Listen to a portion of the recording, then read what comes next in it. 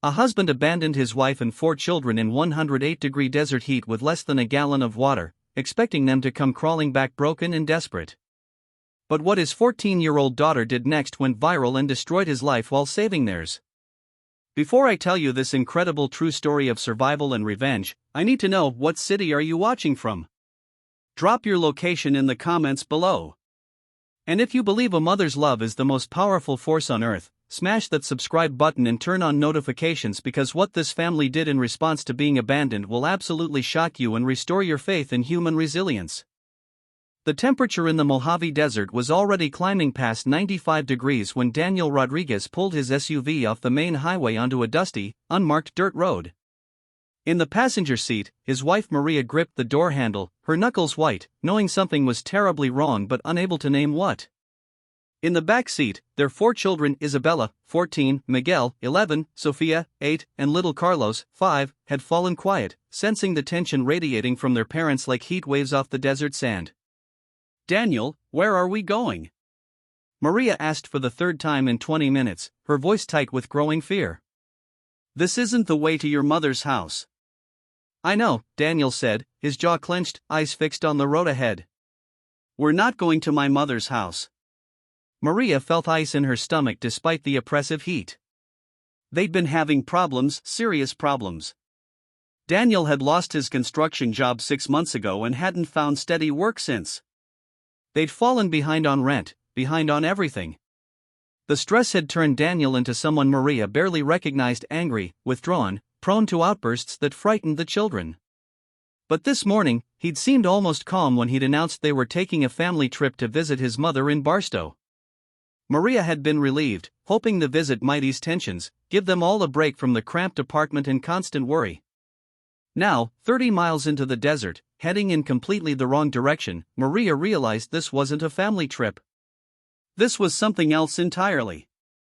"Daniel, you're scaring me," Maria said, trying to keep her voice steady for the children. "Please tell me what's going on." Daniel pulled the SUV to a stop in the middle of nowhere, nothing but sand, scrub brush, and heat in every direction. The nearest town was probably 20 miles away. The highway they'd left was already out of sight behind them. He turned off the engine and the sudden silence was deafening. "Get out," Daniel said quietly. Maria stared at him. "What?" "Get out of the car. All of you. Take your stuff and get out."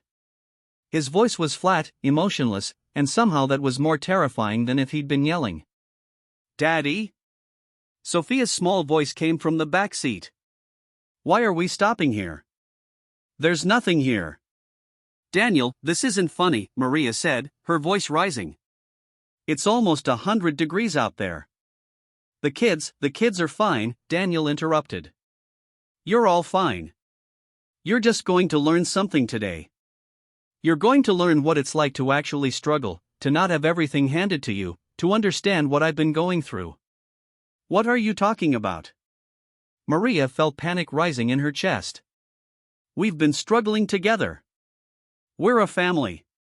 "No," Daniel said, and his voice was cold in a way Maria had never heard before. "I've been struggling. I've been the one carrying this family. And I'm done. I'm done with the responsibility, done with the pressure, done with all of you depending on me when I can't even depend on myself." He got out of the SUV and opened the back door. "Come on, kids. Out. Your mother too." Isabella, the oldest, had tears streaming down her face. "Dad, please. Whatever this is, we can talk about it. Please don't. Out." Daniel roared, and the children scrambled out of the vehicle, terrified. Maria got out too, positioning herself between Daniel and the children. "Daniel, listen to me. You're not thinking clearly. You're under stress, I understand that, but you cannot leave us out here. It's dangerous. The heat alone could kill us, especially the little ones." "You'll figure it out," Daniel said, pulling their backpacks from the trunk and tossing them onto the ground. "You're always telling me how strong you are, how capable you are. So prove it. Survive." He pulled out a small cooler and set it down. "There's some water and snacks in here. Should last you a day if you're smart about it. And Maria, I know you. You'll figure something out. You always do. A day? Maria's voice cracked. Daniel, we're miles from anywhere. We could die out here in a day. Then you better start walking, Daniel said, getting back in the SUV. The highway's that way. He pointed vaguely northeast. Maybe 10 miles. Maybe 15. I don't know. But that's your problem now, not mine. What about you? Maria asked, though part of her already knew the answer. What are you going to do? I'm going to start over, Daniel said. Somewhere where no one knows me, where I don't have all this weight dragging me down. I'm going to find out who I am without all of you needing me constantly. We're your family. Maria screamed. Your children. You can't just abandon us in the desert like garbage. Watch me, Daniel said, and started the engine. Little Carlos ran toward the SUV, crying. Daddy, no. Don't leave. I'll be good, I promise I'll be good. Daniel looked at his youngest son for a long moment, and Maria saw something flicker in his eyes, doubt, maybe, or shame, but then his jaw hardened again. You're already good, Carlos. This isn't about you. It's about me. He put the SUV in gear. Maria grabbed his arm through the window. Daniel, if you do this, if you drive away right now, you're not the man I married. You're not the father these children deserve. You're a coward and a monster. I know, Daniel said simply. And then he drove away, leaving his wife and 4 children standing in the desert heat, watching the dust cloud from his departure slowly settle back to earth. For a long moment, nobody moved. Nobody spoke. The reality of what had just happened was too enormous to process. Then Sophia started crying, a high, keening sound of pure terror that seemed to snap Maria out of her shock. She dropped to her knees and pulled her youngest children to her, wrapping them in her arms while Isabella and Miguel stood frozen, staring at the spot where their father's SUV had disappeared. It's okay, Maria heard herself saying, though nothing was okay. It's going to be okay. Mama's here. We're going to be fine. But as the sun climbed higher and the temperature continued to rise, as she looked at the small cooler that contained perhaps a gallon of water and some snacks meant to last 5 people in desert heat, as she measured the distance to the highway with her eyes and knew it was farther than Daniel had said and that walking with 4 children in this heat would be deadly, Maria felt despair threatened to overwhelm her. How could Daniel do this? How could the man she'd loved, the father of her children, leave them to die in the desert? But even as the question swirled in her mind, even as the children cried and the heat pressed down on them like a physical weight, something else was happening inside Maria Rodriguez. Something Daniel hadn't anticipated because he'd never really known his wife as well as he thought he did. Rage. Pure, cold, clarifying rage. Not the hot anger that burns out quickly, but the kind of fury that sharpens your mind and hardens your resolve. Daniel thought he'd broken her, thought he'd left her helpless and desperate. He was wrong. Maria Rodriguez had grown up poor in Mexico, had crossed the border at 16 with nothing but determination, had worked 3 jobs while learning English, had built a life through sheer force of will. She'd become softer over the years, gentler, focused on her family and her children. But that steel core was still there. And Daniel had just made the worst mistake of his life by reminding her of it. Kids, Maria said, her voice suddenly steady and strong. Listen to me. Your father did something terrible. But we are not going to die out here. We are going to survive. And we are going to make sure he regrets what he did for the rest of his life. Do you understand?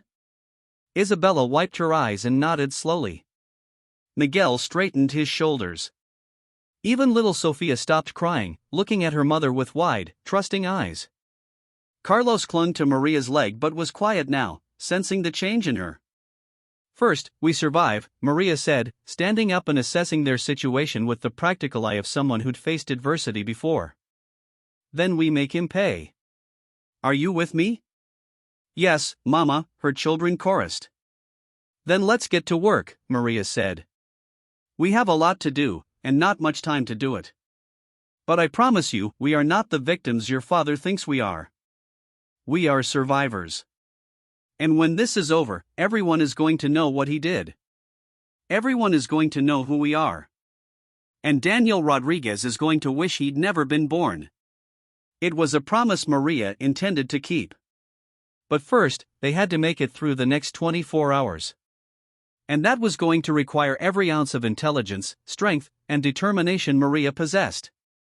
The desert didn't care about injustice or betrayal. It didn't care that they were innocent victims. The desert only cared about one thing: whether you were strong enough to survive it. Maria Rodriguez was about to prove that she was.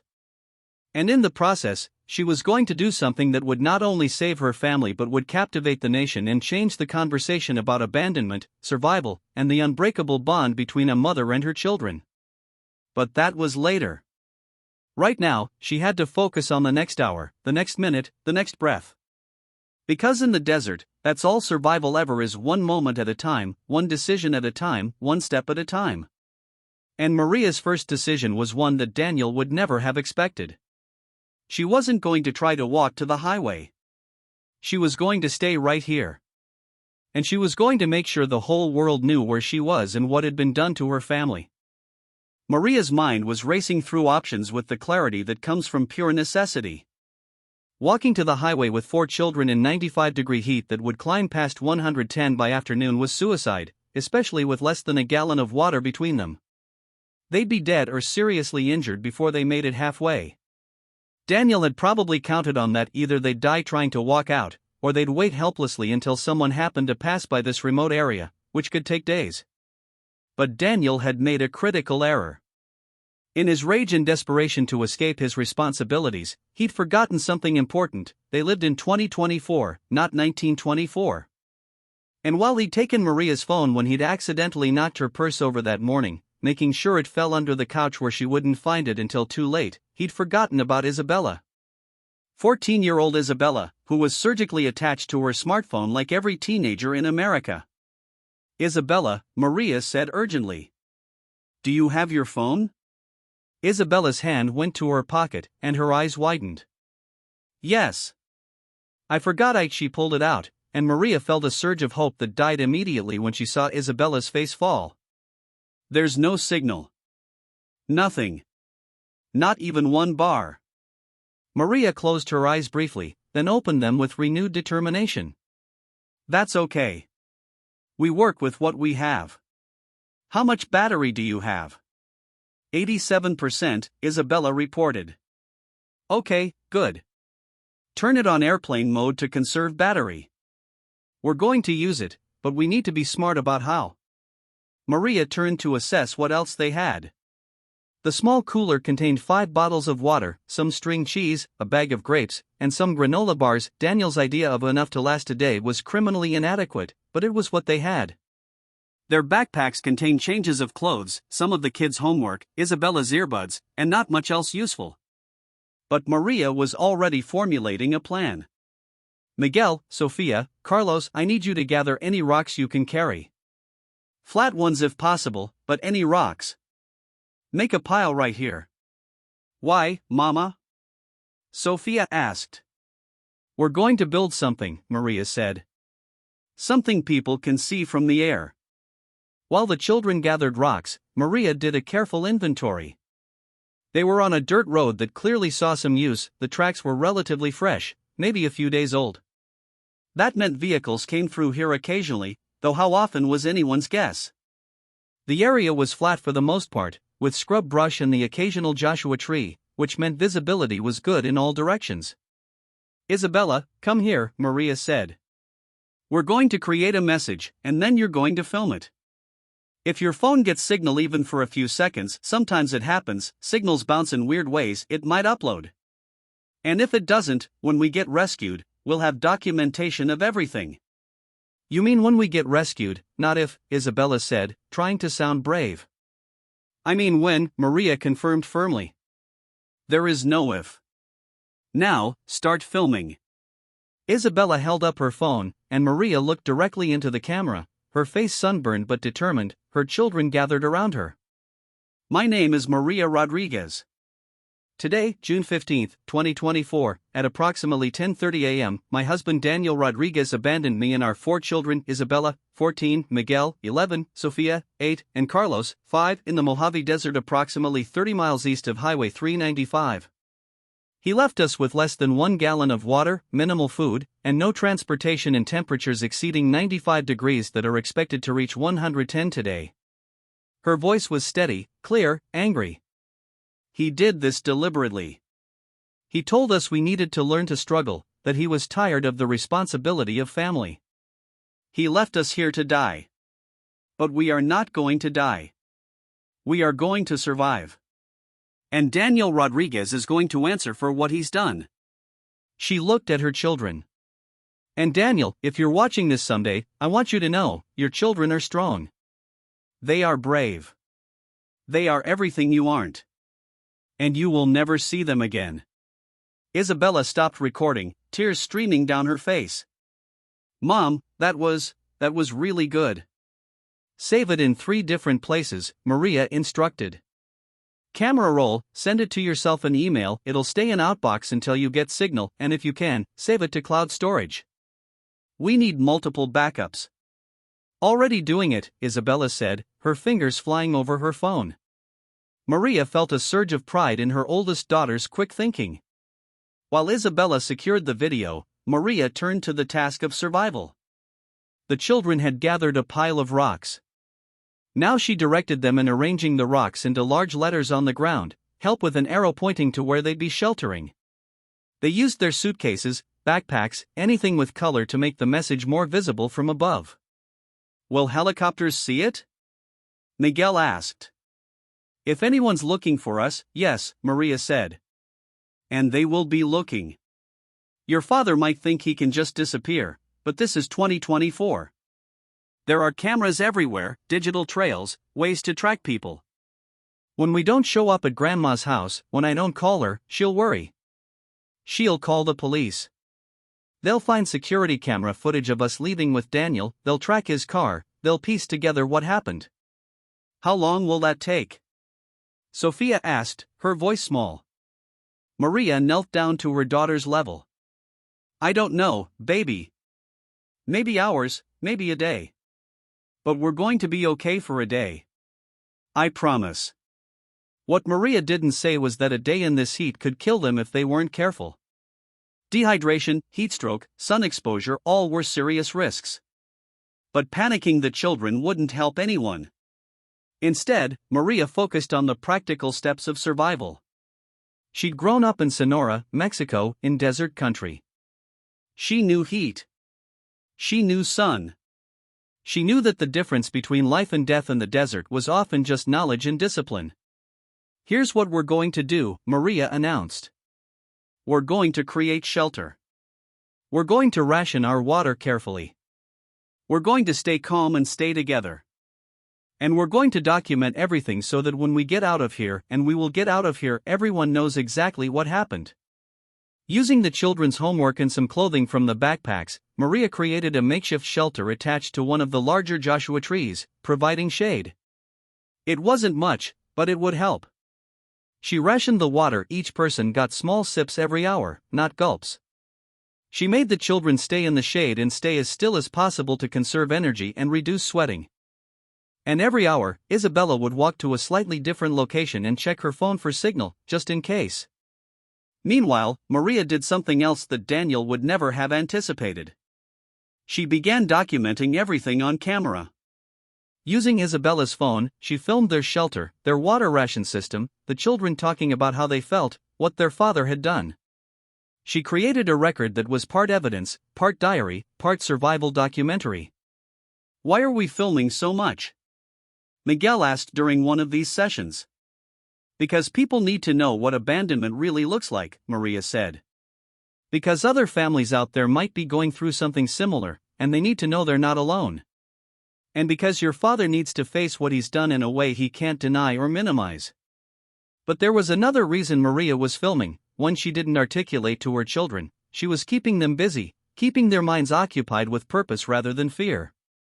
The filming gave them a sense of control, a feeling that they were doing something active rather than just waiting passively to be rescued. As the day wore on and the temperature climbed, the situation became more serious. Carlos started complaining of a headache, a potential sign of heat exhaustion. Sofia was getting lethargic. Even Isabella and Miguel, the older kids, were suffering in the heat. Maria made them sip water more frequently, used dampened clothing to cool their skin, made them rest in the shade. She told them stories about growing up in Mexico, about surviving hardship, about the strength they carried in their blood. Your grandmother, Maria told them, walked 3 days through the desert when she was pregnant with me. 3 days. Because she believed in a better life on the other side. That's the blood that runs in your veins. You come from survivors. You are survivors. By 4 p.m., they'd been in the desert for over 5 hours, and there was still no sign of rescue. The water was half gone. The children were exhausted and frightened, though they were trying to be brave. And Maria was starting to worry seriously about whether they could survive a full night in the desert. But then something happened that changed everything. Isabella, on one of her hourly signal checks, suddenly gasped. "Mom! I have a signal. Just 1 bar, but it's something." Maria's heart leaped. "Can you upload the video?" "Trying." Isabella's fingers flew over her phone. Come on, yes. It's uploading. It's going to take forever on 1 bar, but it's going." They watched the progress bar crawl across the screen with agonizing slowness. 5%. 10%. 15%. The signal flickered, died, came back. 23%. 30%. "Should I call 911? Isabella asked. "Wait until the video uploads," Maria said. "If we lose signal during a call, we get nothing. But if the video uploads, even if we lose signal after, it's out there." 45%. 52%. 67%. And then, just as the upload hit 89%, the signal vanished. "No!" Isabella nearly sobbed. "No, we were so close." But Maria was already thinking ahead. "It's okay. We got most of it uploaded. And now we know we can get signal in that spot, which means we might get it again. Keep trying. Every 15 minutes, check that exact same spot." Over the next 2 hours, Isabella checked obsessively. And finally, at 6:15 p.m., nearly 8 hours after they'd been abandoned, the signal came back, stronger this time. The video completed its upload. And then Isabella made the call that would change everything. 911, what's your emergency?" "My father abandoned my family in the desert," Isabella said, her voice shaking but clear. "We've been here for 8 hours. We have small children. We need help. And I just uploaded a video to Instagram and TikTok showing what he did." The 911 operator's voice became immediately more intense. "Okay, sweetie, stay calm.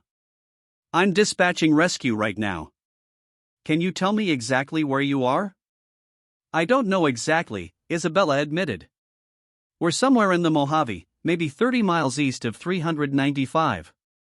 But I have my location services on. Can you track my phone?" "We're doing that right now," the operator confirmed. "Help is coming. Stay where you are, stay in shade if you can, and stay on the line with me." You did exactly the right thing. While Isabella talked to the operator, Maria pulled out the phone and checked what her daughter had posted. The video, the one of Maria speaking directly to the camera about what Daniel had done, had been uploaded to Isabella's Instagram and TikTok accounts. In the 30 minutes since it had posted, it had already been viewed 50,000 times. And the comments were flooding in. "This is horrifying. Is this real?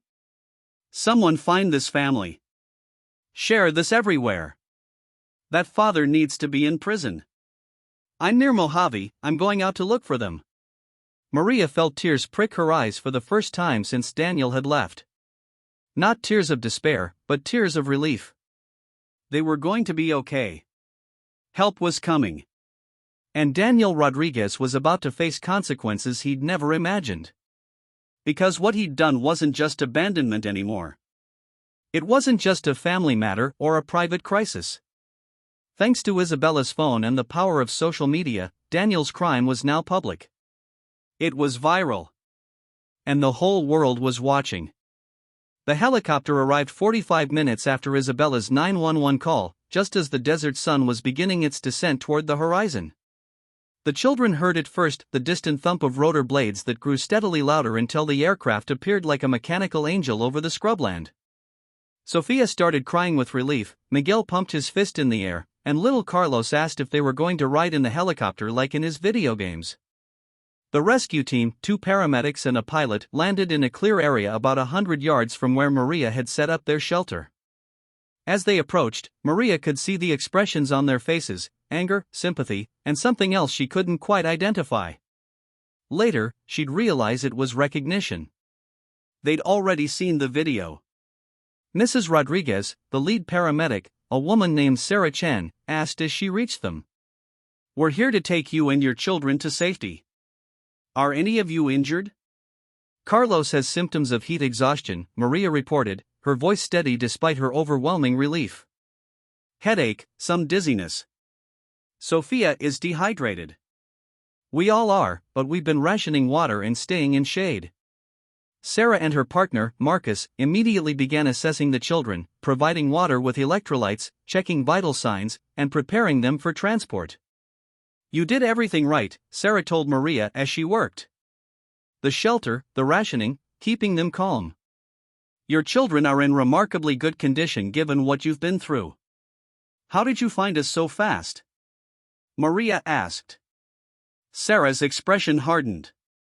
"Your daughter's video. It's everywhere. Literally everywhere. It's been shared over 1 million times in the last hour. Someone recognized landmarks in the background, gave us a search area. Then we pinged Isabella's phone. But Mrs. Rodriguez." She paused. "You should know that what your husband did, it's not just viral on social media. It's on the news. Every major network is covering it. The police have issued a warrant for his arrest. This is a national story now." Maria absorbed this information, feeling a grim satisfaction. Daniel had wanted to escape responsibility, to disappear and start over. Instead, he'd ensured that his face and his crime would be known across the entire country. As the helicopter transported them to a hospital in Barstow, Maria held her children close and looked out at the desert below, the vast, harsh landscape that had nearly killed them but had instead become the stage for their survival and for Daniel's exposure. At Barstow Community Hospital, they were met by a whirlwind of activity. Doctors and nurses checked the children thoroughly. All 4 were dehydrated and suffering from sun exposure, but none had serious injuries. Carlos needed 4 fluids and observation, but would be fine. The other children were in better condition thanks to Maria's careful management of their limited resources. But even more overwhelming than the medical attention was the media presence. News vans lined the hospital parking lot. Reporters were being held back by hospital security but were broadcasting live from outside. Maria's phone, which the police had recovered from her apartment when they'd gone there as part of their investigation, had over 300 messages from friends, family, and strangers. Mrs. Rodriguez, a hospital social worker named Patricia Williams, said gently as Maria sat with her children in a private room. "You have some choices to make about how you want to handle this. The media attention is intense, and it's only going to get more intense. You don't have to talk to anyone if you don't want to. We can protect your privacy." Maria thought about this carefully. Part of her wanted to hide, to protect her children from more exposure and trauma. But another part, the part that had filmed everything, that had made sure the world knew what Daniel had done, that part knew that silence would waste an opportunity. "I want to talk to them," Maria said. "Not right now, the children need to rest. But tomorrow, I want to make a statement. I want people to know exactly what happened and why it matters." "Are you sure?" Patricia asked. "This kind of exposure can be traumatic in itself. Especially for the children." "My children have already been traumatized," Maria said flatly. "By their father. By being abandoned in the desert to die. Talking about it, being heard, Being believed, that's not more trauma. That's validation. That's justice. Patricia nodded slowly. Then I'll help you coordinate it. But on your terms, when you're ready, with the children's welfare as the priority. That night, as her children slept in hospital beds with 4 lines and monitors attached, finally safe and cool and hydrated, Maria sat awake scrolling through her phone, reading the explosion of coverage about their story. The video Isabella had posted had now been viewed over 5 million times. It had been picked up by every major news outlet. People were dissecting every frame, every word Maria had said. Hashtags were trending, hashtag find Daniel Rodriguez, hashtag justice for Maria, hashtag desert abandonment. But what struck Maria most was reading the comments from other women, other mothers, sharing their own stories of abandonment, of partners who'd walked away, of single parents struggling to survive. Her story had touched something raw and real in the culture. It wasn't just about her anymore. It was about something bigger. The next morning, Detective James Morrison from the San Bernardino County Sheriff's Department came to interview Maria. He was a veteran detective in his 50s with kind eyes and a no-nonsense demeanor. "Mrs. Rodriguez," he said after introducing himself and reading Maria her rights, "she wasn't a suspect, but everything she said would be part of the investigation. I need you to tell me everything that happened yesterday, from the beginning." Maria did, providing every detail she could remember. Detective Morrison took careful notes, occasionally asking clarifying questions. When she finished, he sat back and shook his head. "In 25 years of law enforcement, I've seen a lot of things. But this..." He paused. "Your husband committed multiple felonies. Child endangerment, 4 counts. Attempted murder could potentially be argued. Criminal abandonment. And he did it in a way that was calculated and deliberate, which makes it worse. Have you found him yet?"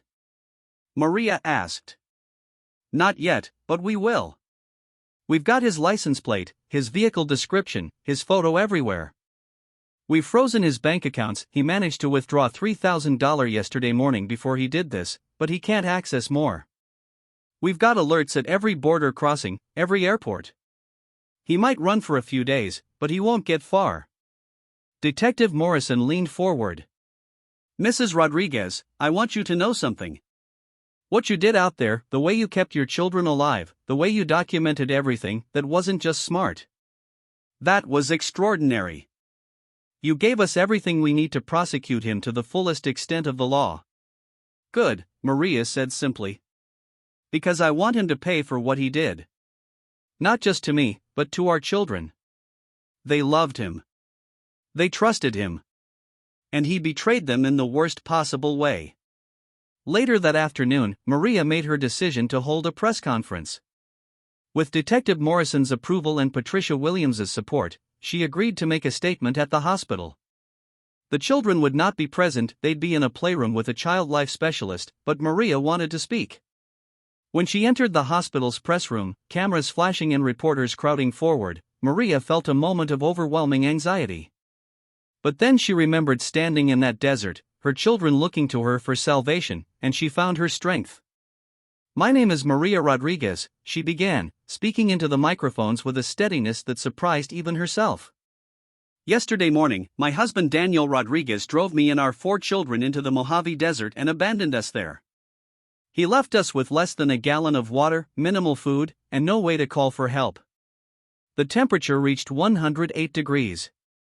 He did this deliberately, and he did it because he said he was tired of the responsibility of family." Maria paused, letting that sink in. "But I'm not here to talk about him. I'm here to talk about survival. I'm here to talk about the strength that people find when they have no choice but to be strong. I'm here to talk about my children, who stayed brave when they should have been allowed to fall apart. Isabella, my 14-year-old, was the one who got us rescued. She kept her phone, she found signal, she posted the video and called 911. Miguel, my 11-year-old, gathered materials and helped build shelter. Sophia, 8 years old, stayed calm and strong even when she was frightened.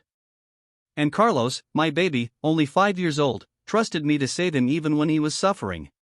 Tears were streaming down Maria's face now, but her voice remained steady. These children did nothing to deserve what their father did to them. They loved him. They trusted him. And he betrayed them in a way that could have killed them. But instead of breaking them, it revealed how strong they really are. As for Daniel Rodriguez, Maria looked directly into the camera, knowing he might be watching from wherever he was hiding.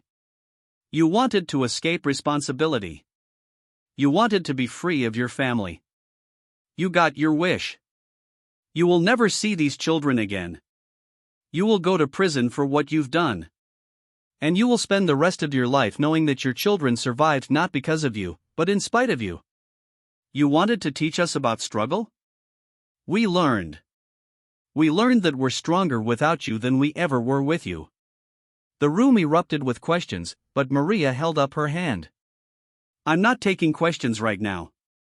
My children need me, and I need to focus on their recovery and healing.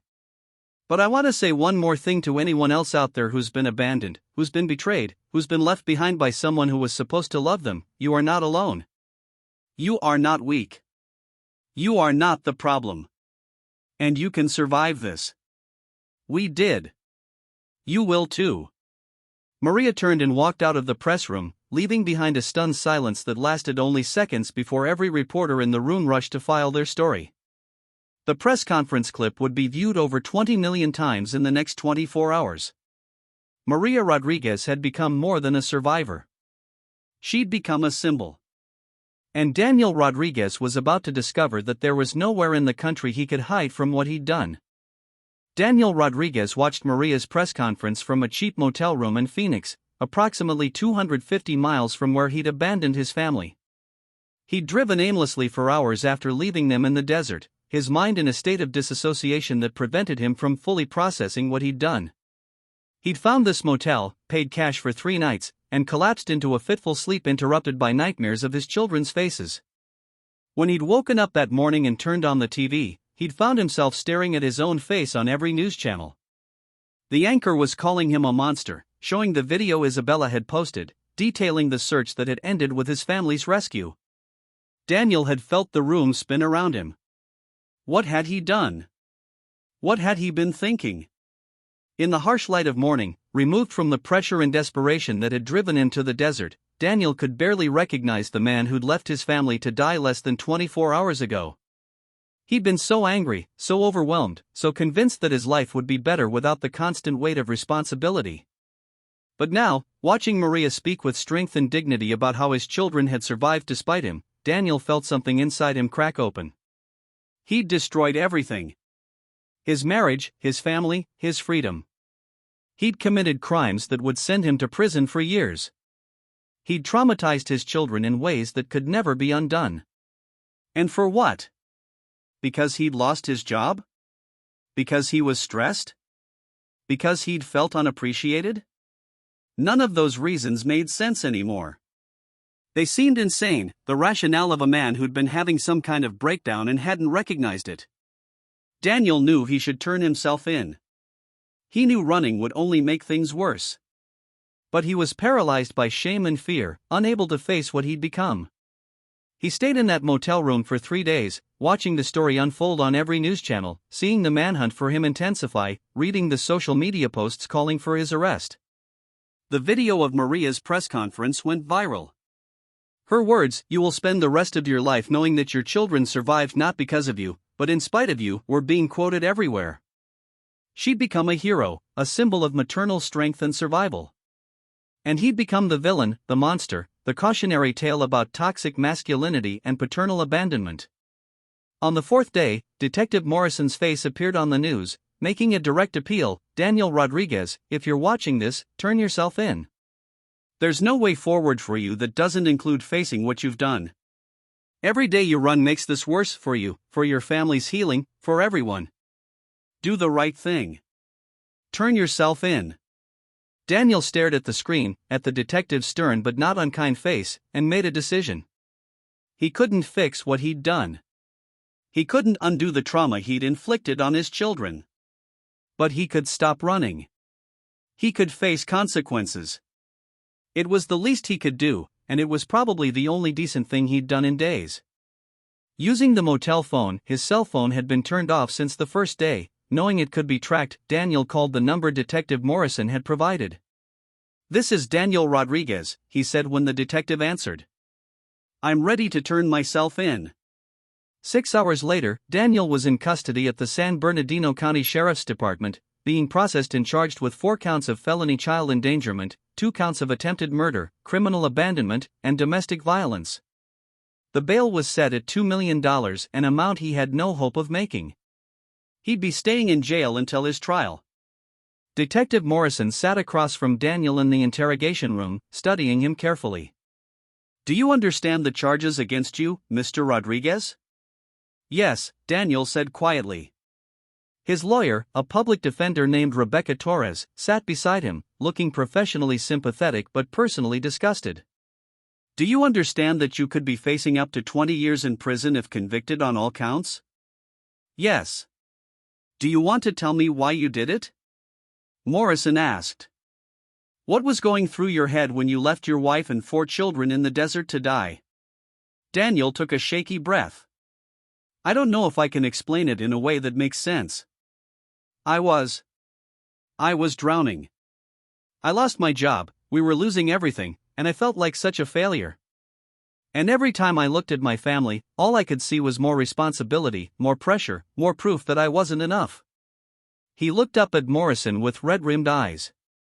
"I know how that sounds. I know it doesn't justify anything. But I convinced myself that they'd be better off without me, that Maria would figure something out like she always did, that I was the problem and removing myself was the solution. I wasn't thinking clearly. I was." "You were what, Mr. Rodriguez?" "Because I've got to tell you, your wife says you seemed pretty clear-headed when you told them to get out of the car. She says you seemed calm when you drove away." Daniel flinched. "I was having some kind of breakdown." "I must have been." "Because the person who did that, who left his kids in the desert, I don't recognize that person." "That's not who I am." "Except it is who you are," Morrison said flatly. "That's exactly who you are. You might not like it, you might regret it now, but you made those choices. You drove them out there. You left them. You drove away. Those were your actions, Mr. Rodriguez. You own them." Daniel put his head in his hands and sobbed. His lawyer put a professional hand on his shoulder but said nothing. What was there to say? After the interrogation, Daniel was taken to a cell where he'd await trial. And that's when the full weight of what he'd done really hit him. His children were alive, but they'd nearly died. And it would have been his fault. They'd suffered terribly. The news reports detailed their dehydration, sun exposure, Carlos's heat exhaustion. They'd been traumatized in ways that would affect them for years. And he'd done that to them. He'd done it deliberately. Daniel had thought he was escaping responsibility. Instead, he'd taken on a responsibility he'd carry for the rest of his life, the knowledge that he'd tried to kill his own children. Meanwhile, Maria and the children were facing a very different reality. The outpouring of support had been overwhelming. A GoFundMe started by a stranger had raised over $400,000 in 3 days. Letters and gifts poured into the hospital and then into the temporary housing the state had provided for them. Job offers came for Maria, companies wanting to hire her, both for her skills and for the positive publicity. A publisher offered a book deal. A production company wanted to make a movie. But Maria was cautious about all of it. She'd been thrust into the spotlight in the worst possible way, and while she appreciated the support, she was also protective of her children's privacy and well-being. "We're not celebrities," Maria told Patricia Williams, the social worker who'd stayed with them throughout the ordeal. "We're just a family that went through something terrible and survived. I don't want to exploit that. I don't want my children's trauma to become entertainment." "What do you want?" Patricia asked. Maria thought about it carefully. "I want stability. I want security. I want my children to heal without the whole world watching. And I want to do something meaningful with what happened to us, help other families, maybe, or advocate for better support systems for people in crisis. But I want to do it on our terms, when we're ready, not because we're the story of the moment." Patricia nodded. That's very wise.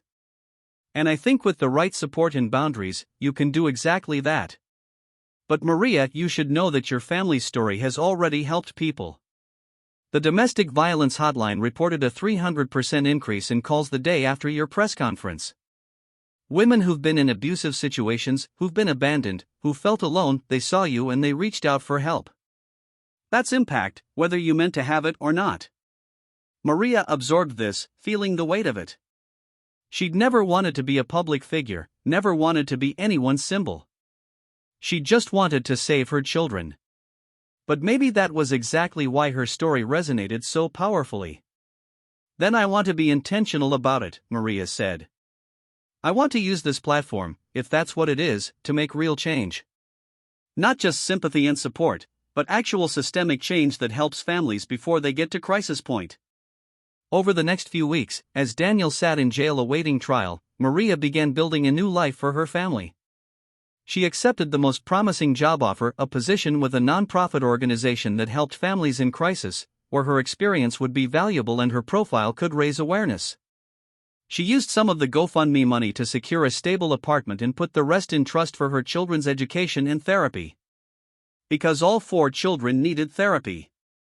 Isabella had nightmares about being lost in the desert. Miguel had developed anxiety about being left alone. Sophia had become clingy, afraid to let Maria out of her sight. And little Carlos, at 5 years old, asked heartbreaking questions. Did Daddy leave because I was bad? Does Daddy still love us? Is Daddy going to come back? Maria and their therapist, Dr. Sarah Kim, worked together to help the children process what had happened. It was slow, difficult work. But gradually, the children began to heal. They began to understand that what Daniel had done was about his own failings, not about their worth. They began to rebuild their sense of safety and trust. And through it all, Maria was there, consistent, strong, loving, proving every day that they could count on her even if they couldn't count on their father. 6 months after the abandonment, Daniel's trial began. It was a media spectacle, with reporters filling the courtroom and cameras outside. Daniel's lawyer attempted to argue diminished capacity, that Daniel had been suffering from an undiagnosed mental health crisis, that he hadn't fully understood the danger he was putting his family in. But the prosecution, led by Deputy District Attorney Michael Chen, was ruthless. They showed the video of Maria's statement in the desert, her clear articulation of what Daniel had done and why. They brought in expert witnesses who testified about the dangers of desert exposure, explaining in clinical detail how close the children had come to dying. They presented evidence that Daniel had withdrawn money, planned the route, made deliberate choices that showed premeditation. And then they called Maria to testify. Maria took the stand wearing a simple blue dress, her hair pulled back, her face composed. She looked at Daniel for the first time since that day in the desert, and he looked away, unable to meet her eyes. Mrs. Rodriguez, Michael Chen began gently. Can you tell the jury what happened on June 15th of this year? Maria told the story again, in clear, unflinching detail. She described Daniel's anger, his declaration that he was done with responsibility, the way he'd tossed their backpacks into the dirt and driven away while Carlos chased after the car crying. She described the heat, the fear, the calculations she'd had to make to keep her children alive. And then Chen asked the question that would seal Daniel's fate. Mrs. Rodriguez, in your opinion, did your husband understand what he was doing when he left you and your children in the desert? Maria looked directly at Daniel, and when she spoke, her voice was steady and sure. Yes. He understood completely. He told us we would learn to struggle. He told me I'd figure something out. He knew it was dangerous. He knew we might die. He just didn't care. The courtroom was silent. Daniel's head was bowed, tears streaming down his face. The jury's expressions were a mixture of anger and disgust. The verdict, when it came 3 days later, was guilty on all counts. Daniel Rodriguez was sentenced to 18 years in prison, the maximum allowed under the law. As the judge read the sentence, Maria sat in the courtroom gallery with her children beside her, all except Carlos, who was still too young to be there. Isabella held her mother's hand. Miguel sat straight and still, his face unreadable. Sophia leaned against Maria's shoulder. When the sentence was announced, Sophia whispered, "Is it over now, Mama?" "Yes, baby," Maria whispered back. "It's over. We're safe now." But it wasn't really over, not completely. Because even with Daniel in prison, even with justice served, the family still carried the scars of what had happened. The work of healing would continue for years. But they would do it together, and they would do it strong, and they would do it knowing that they'd survived the worst and come out the other side. And that was Maria's true victory, not Daniel's imprisonment, but her family's survival and resilience. 2 years after the abandonment, the Rodriguez family had built a life that looked nothing like what they'd had before, and that was entirely the point. Maria had kept her job with the Crisis Family Support Organization and had been promoted to Director of Survivor Outreach. She traveled around the country speaking at conferences, training social workers, and advocating for policy changes that would better protect families in crisis situations. The book she'd eventually written, Desert Strong, A Mother's Story of Survival and Resilience, had become a bestseller, with proceeds going to a foundation she'd established to help families experiencing abandonment or domestic crisis. Isabella was now 16 and thriving. She'd become an advocate in her own right, speaking at schools about the power of social media used responsibly, how her quick thinking to post that video had saved their lives. She volunteered with a youth crisis hotline and was planning to study social work in college. The trauma of that day in the desert had shaped her, but it hadn't broken her. If anything, it had given her purpose. Miguel, at 13, had channeled his anxiety into becoming extraordinarily organized and prepared. He was the kid who always had a first aid kit, who knew emergency protocols, who'd taken wilderness survival courses and could now actually survive in the desert if he had to. His therapist said it was his way of processing the helplessness he'd felt that day by making sure he'd never be helpless again. Sophia, at 10, had become an artist, creating beautiful drawings and paintings that often featured desert landscapes transformed into gardens, harsh environments made beautiful. Her art teacher said she had real talent, and her work had been featured in a show about children's resilience. She still had moments of anxiety, still needed extra reassurance from Maria, but she was healing at her own pace. And Carlos, now 7, barely remembered the details of that day anymore. He remembered being hot and scared, remembered his father driving away, but the sharp edges of the trauma had softened with time and therapy and the security of the stable home Maria had built for them. He was a happy kid, funny and energetic, with only occasional nightmares that came less and less frequently. The family lived in a comfortable apartment in San Diego now, far from the desert and the memories, but not running from them either. They'd integrated what had happened into their story without letting it define them completely. But there was something Maria had been avoiding for 2 years, something she knew she'd eventually have to face. Daniel wanted to see the children. He'd sent letters from prison, carefully worded, approved by his therapist and the prison system, never demanding but always requesting.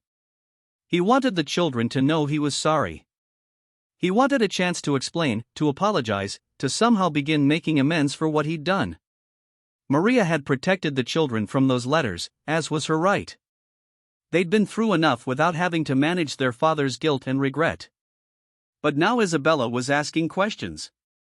"Mom," Isabella said one evening as they were preparing dinner together, "Dad's been writing to us, hasn't he?" Maria's hands stilled over the vegetables she was chopping. "Yes." "How did you know?" "I found one of the letters in your desk when I was looking for stamps. I didn't read it, I could see it was from him and I stopped." "But Mom, I'm 16 now. Don't I get to decide if I want to hear from him?" Maria set down the knife and turned to face her daughter.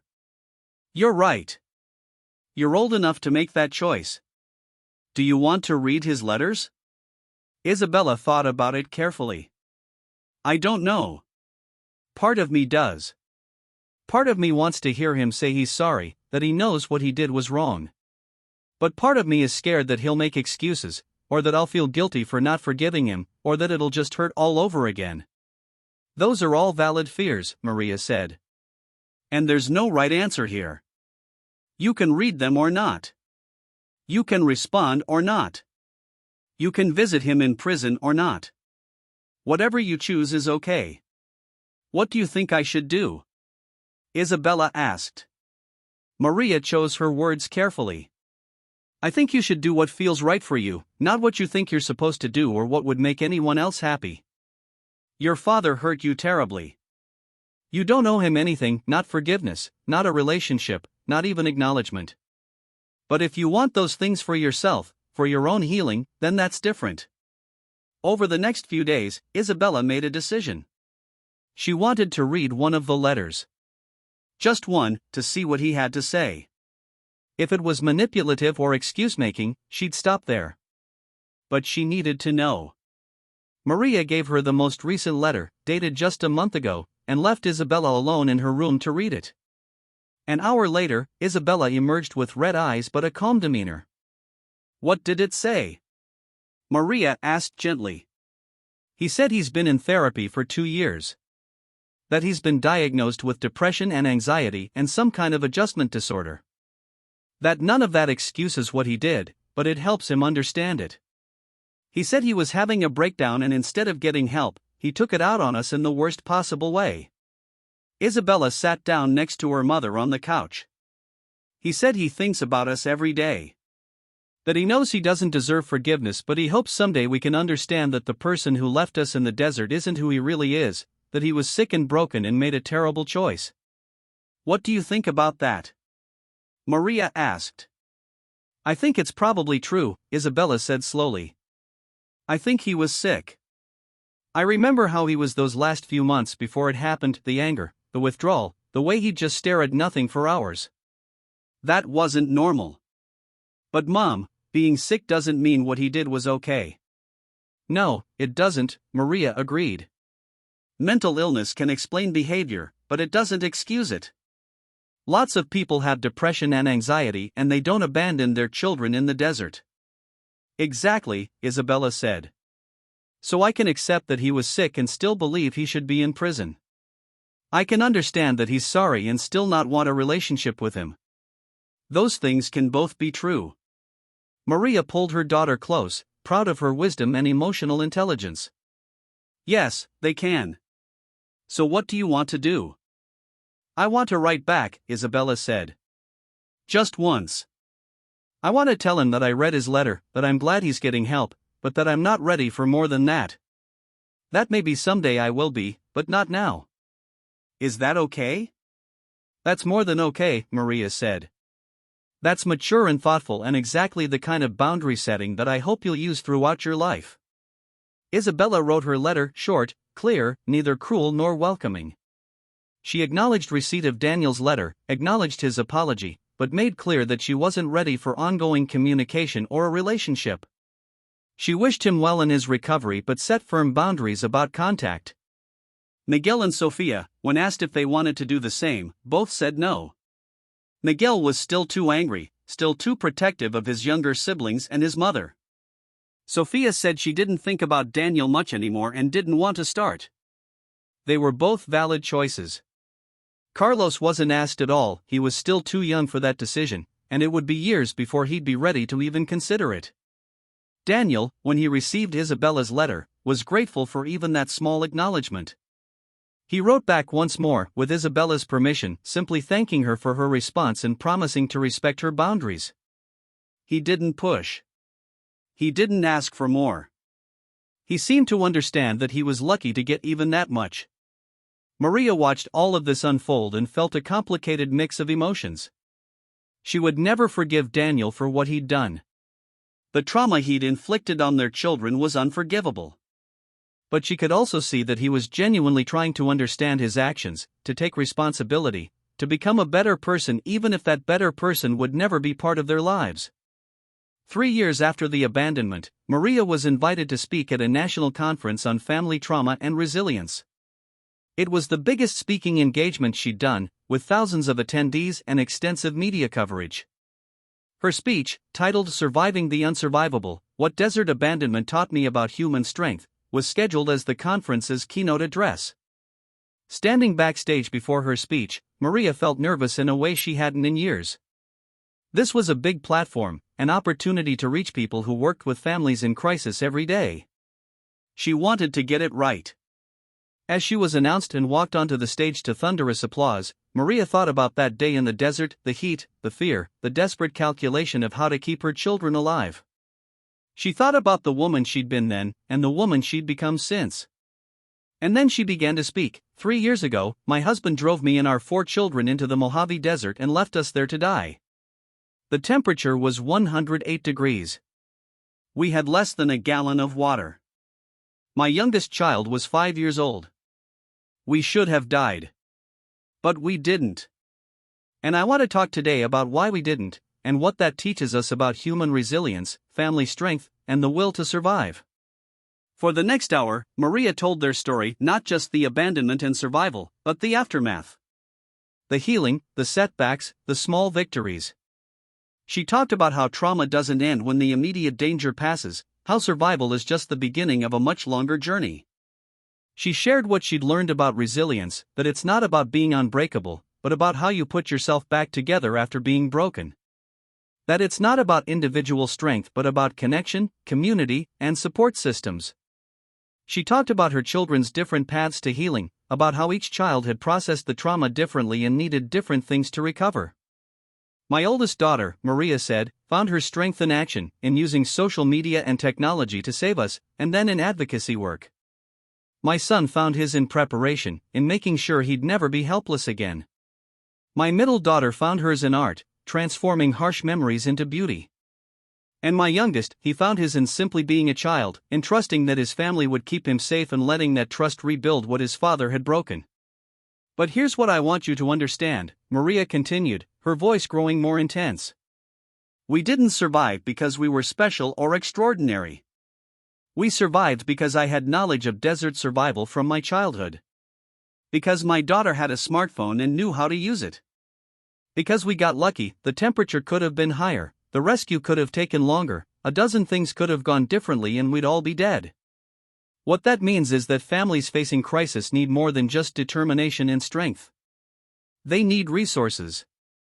They need knowledge. They need support systems.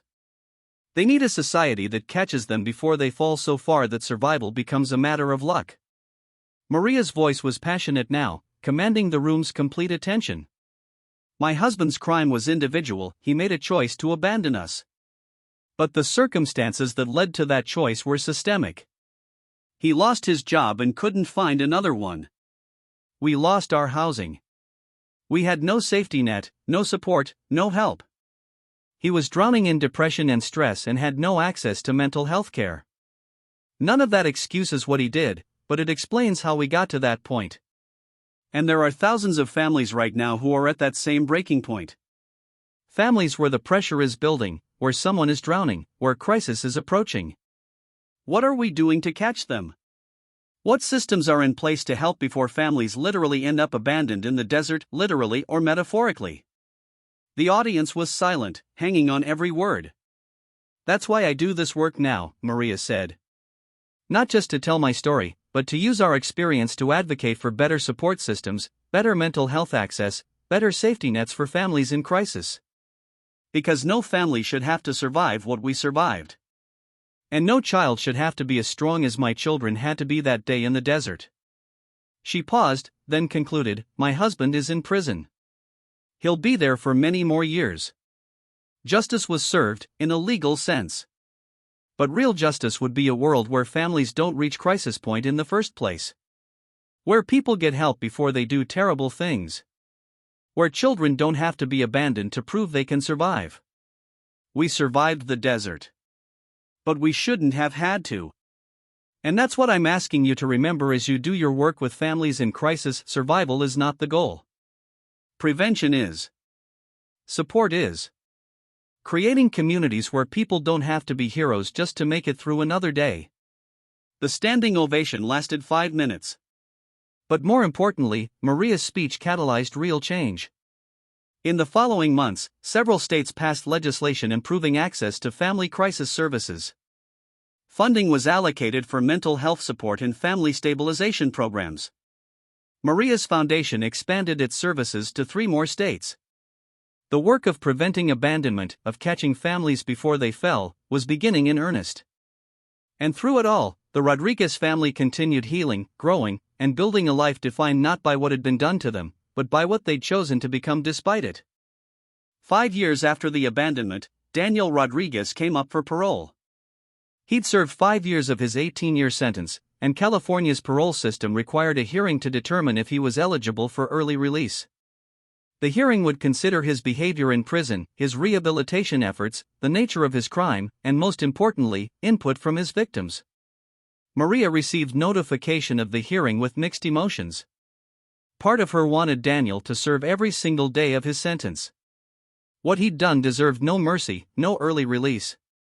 But another part of her, the part that had spent 5 years healing, growing, and building a new life, wondered if keeping him in prison longer served any real purpose. The children were asked if they wanted to attend the hearing or submit victim impact statements. Isabella, now 18 and a freshman in college studying social work, decided she wanted to attend. "I need to see him," she told Maria. "I need to see if he's actually changed or if he's just saying what the parole board wants to hear." Miguel, now 15, wanted to submit a written statement but didn't want to attend. Sophia, 12, said she didn't want to participate at all, she was doing well, happy with her life, and didn't want to revisit the trauma. Carlos, 9, wasn't given the choice, he was still too young to fully participate in such a process. Maria decided she would attend the hearing, not to advocate for or against Daniel's release, but to bear witness and to support Isabella. The hearing was held at Centinela State Prison in Imperial County, a bleak building in another desert different from the Mojave where they'd been abandoned, but similar enough to make Maria's skin crawl as they approached. In the hearing room, Daniel was brought in wearing prison blues, his hair graying at the temples, his face lined with age and regret. He looked older than his 43 years, worn down by incarceration and guilt. When he saw Isabella and Maria, his eyes filled with tears, but he didn't speak. The parole board consisted of 3 commissioners who would evaluate whether Daniel was suitable for release. They began by reviewing his crime, reading the details in clinical language that somehow made it sound even more horrific: calculated abandonment of 4 minor children in extreme heat with inadequate supplies.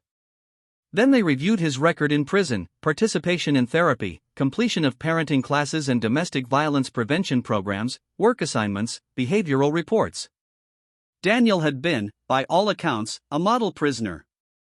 No infractions, consistent engagement with rehabilitation programs, expressed remorse to counselors and fellow inmates. "Mr. Rodriguez," the lead commissioner said, "you're here because you've served 5 years of an 18-year sentence for child endangerment and attempted murder. Tell this board why you believe you should be released early." Daniel took a shaky breath. "I don't know that I should be released early. What I did was unforgivable. I left my wife and 4 children in the desert to die because I was overwhelmed and depressed, and I broke under pressure. I made the worst choice a father could possibly make. But," he continued, "I've spent 5 years trying to understand why I did it and how to make sure I never become that person again. I've been in intensive therapy. I've been diagnosed and treated for depression and anxiety. I've taken every class, done every program, read every book about being a better person. Not because I think it earns me forgiveness, it doesn't. But because I owe it to my children to become someone better than the monster who abandoned them." The commissioner nodded. "Your victims are here today. Your daughter Isabella, who was 14 at the time of your crime, and your ex-wife Maria. Do you have anything you'd like to say to them?" Daniel looked at Isabella and Maria, and fresh tears spilled down his face. "Isabella, Maria, I know saying sorry is meaningless. Words can't undo what I did. But I want you to know that I think about you every day. All of you, Isabella, Miguel, Sophia, Carlos. I think about how close I came to killing you. I think about the trauma I caused, the trust once shattered, the father I failed to be. I don't ask for your forgiveness," Daniel continued, his voice breaking. "I don't deserve it. But I want you to know that the person who drove you into that desert and left you, I've killed that person. Through therapy, through medication, through 5 years of looking at myself honestly, I've killed the coward and the failure and the man who ran from responsibility. I can never make this right. But I can spend the rest of my life being better, doing better, being the person I should have been all along." The commissioner turned to Isabella. "Ms. Rodriguez, you're 18 now. You've chosen to attend this hearing. Would you like to make a statement?" Isabella stood, her voice steady despite the emotional weight of the moment. 5 years ago, my father left me and my siblings and my mother in the desert. I was 14. I thought we were going to die. The only reason we didn't is because my mom was strong and smart, and because I got lucky and found cell phone signal. I spent years hating my father for what he did. Hating him for being weak when we needed him to be strong. Hating him for choosing himself over his children. And I still carry that anger sometimes. But I've also spent 5 years in therapy, learning to process trauma, learning to understand complex things about mental health and crisis and human failure. Isabella looked directly at Daniel. I don't forgive you. I may never forgive you. But I also don't think keeping you in prison for 13 more years serves any purpose. You're not dangerous, you were dangerous in one specific moment of crisis and breakdown. You've gotten treatment. You've taken responsibility. And while you'll never be my father again, while you'll never have a relationship with any of your children, I don't think you need to be locked up forever. She paused, then continued. But I want to be very clear about something. If you're released, you stay away from us. Completely. No attempts at contact, no letters, no running into us accidentally. You let us heal and live our lives without you in them. That's the condition of me not opposing your parole. The commissioner noted this, then turned to Maria. Mrs. Rodriguez, would you like to make a statement? Maria stood, and for a moment she was transported back to that desert, to the heat and fear and desperate fight for survival. Then she came back to the present, to this hearing room, to the decision she'd come to after much thought and consultation with her therapist. Daniel, you tried to kill our children. Let's be clear about that, whether you meant them to die or just didn't care if they did, the result is the same. You are responsible for trauma they'll carry forever. Carlos still has nightmares. Sophia still gets anxious when it's hot. Miguel has control issues because you made him feel helpless. And Isabella, Maria's voice cracked slightly. Isabella had to be an adult at 14, had to save her family, had to carry a burden no child should carry. I will never forgive you for that, Maria continued, her voice hardening. Never. But I also don't believe in vengeance for its own sake. If you're genuinely rehabilitated, if you're no longer a danger, then keeping you in prison is just punishment for punishment's sake, and I don't believe in that either. So here's what I'll say to this board, Maria concluded. If you release him, make it conditional. Mandatory continued therapy. Monitored housing. Employment requirements. Complete no-contact order with me and the children. And if he violates any of those conditions, he goes back for the full remaining sentence. But if you believe he's changed, if you believe he's safe, then release him. Not for his sake, for the principle that people can change if they do the work.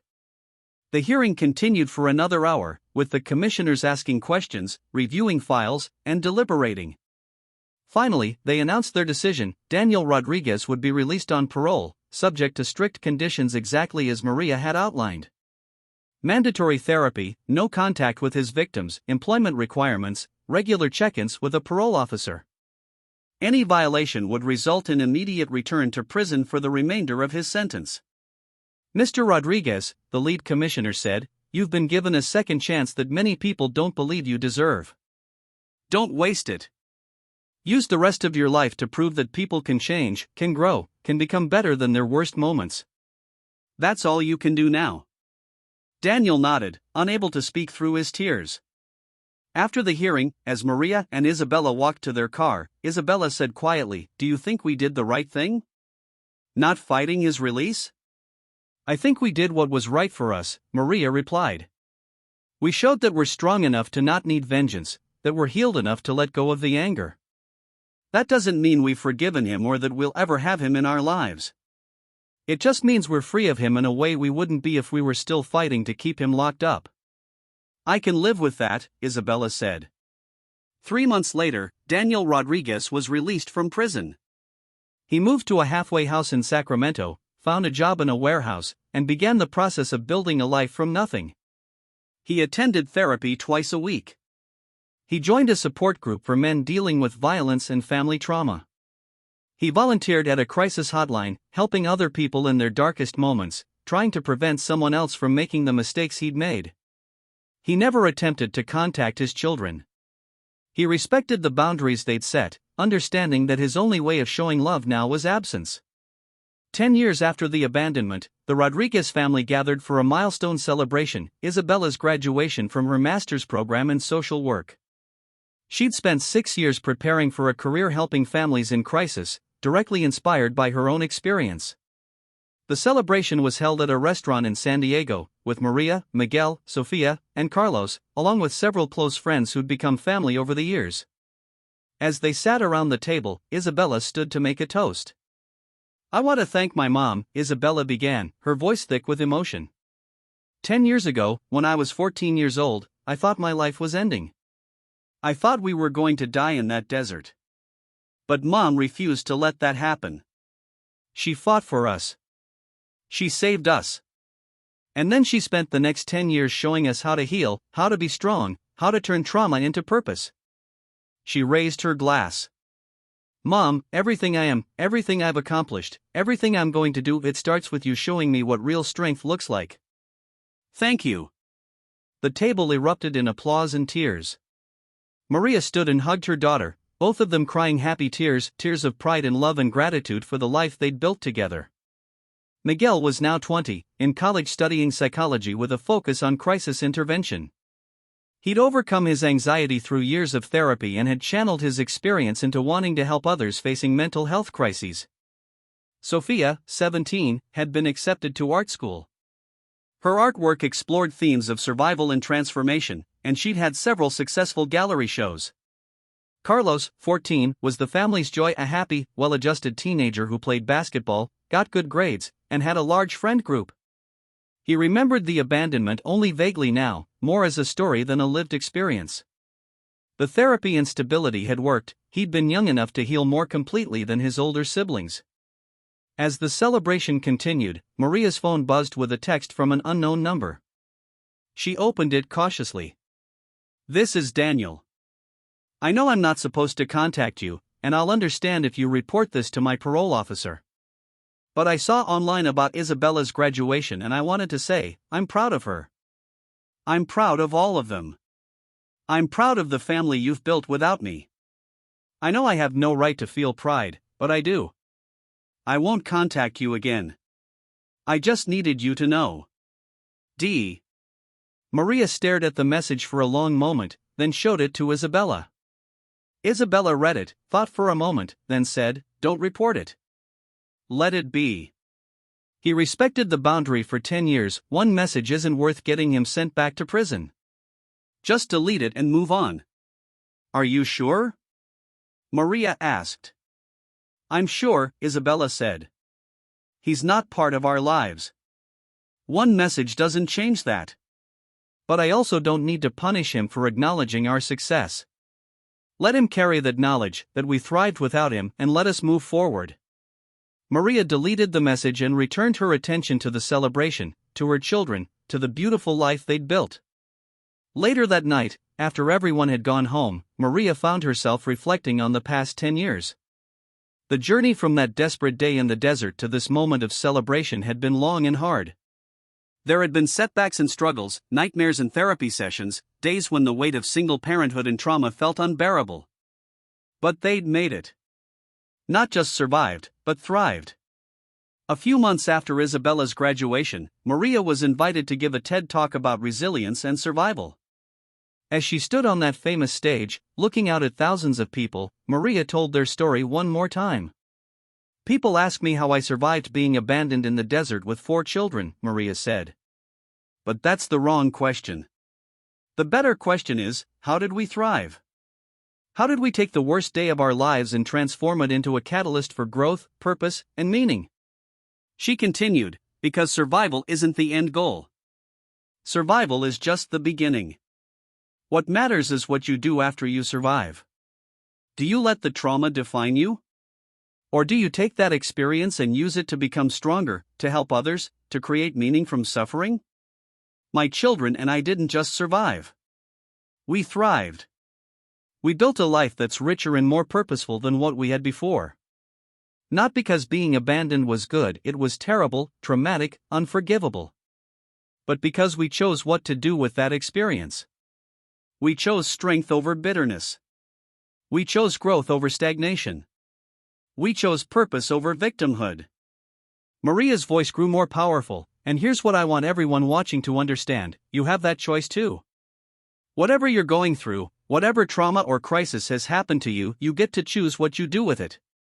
You can't always choose what happens to you, but you can always choose how you respond. My ex-husband chose weakness. He chose to run, to abandon responsibility, to hurt the people who loved him. And he spent 10 years trying to rebuild from the ruins of that choice. My children and I chose differently. We chose to fight. We chose to survive. We chose to heal.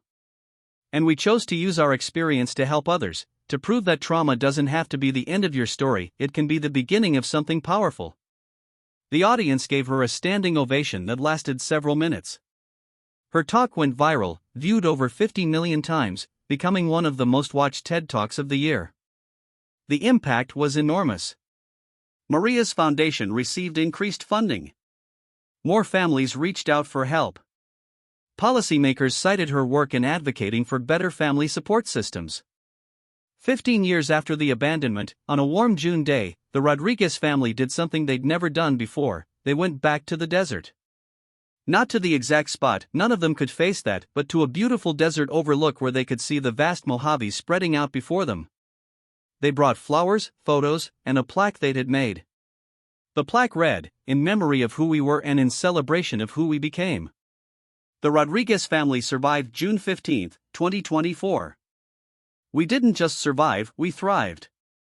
May everyone facing impossible circumstances find the strength we found. We are desert strong. We are survivor strong. We are family strong. They placed the plaque at the overlook, took photos together, and shared memories, not just of that terrible day, but of all the good days that had come after. The graduations, the achievements, the love, the laughter, the life they'd built from the ashes of abandonment. "I used to hate the desert," Sophia said as they stood looking out at the landscape. "It represented death and fear. But now I see it differently. It's beautiful. It's harsh but honest. It tests you, but if you survive, you're stronger. I think I love it now." "I do too," Maria said, putting her arms around her daughter. "Because we conquered it. We survived it. And we became stronger than it in the process." As the sun set over the Mojave, painting the sky in impossible colors, the Rodriguez family stood together, survivors, thrivers, proof that the worst thing that happens to you doesn't have to define you. Daniel Rodriguez had tried to destroy them 15 years ago. Instead, he'd given them a story of survival and strength that had inspired millions, changed lives, and proven that family isn't about who stays, it's about who shows up when things get hard.